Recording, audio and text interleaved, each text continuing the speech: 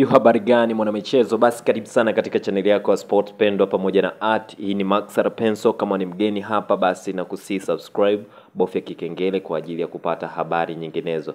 Basi kuna clip inasambaa mtandaoni ya Engineer Hersi, alikuwa anawaelekeza wachezaji baada ya mechi between ya Yanga na Silver Striker baada ya matokeo.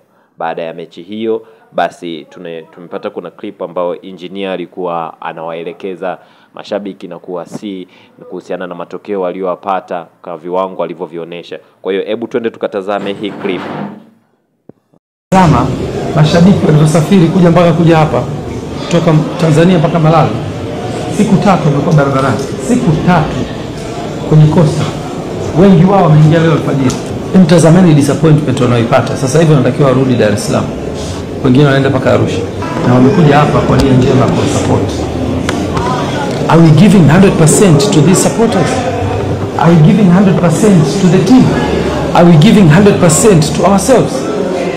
Style ya leo tumecheza. Tuko very down. Yani tumeingia kwenye intensity na ile pace ya kwao. Sisi Yanga tunatakiwa tushinde. This is our culture. Yabakiana tukapindua meza kule au tutolewe kabisa. Atakibadilisha matukio ni nia. Maki kuna kipindi cha siku 5, 6, 7 tunaenda kucheza tena Jumamosi. Hakuna alternative hapa zaidi ya kutafuta solution ya kushinda.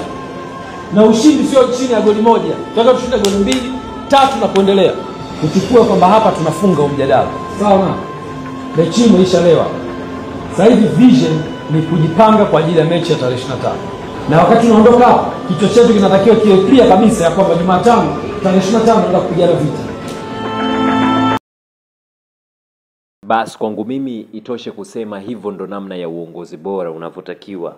Yaani kiongozi unachotakiwa ni kuwa na maumivu kama Engineer Hersi, na hichi ndo kitu ambacho tunakihitaji katika ligi ya Tanzania. Nipe maoni yako kama shabiki. Je, unapenda timu nyingine ziwe na uongozi kama wa Yanga au zipate rahisi kama Engineer Hersi anayeweza kupata maumivu na kuumia pale timu yake inapopoteza?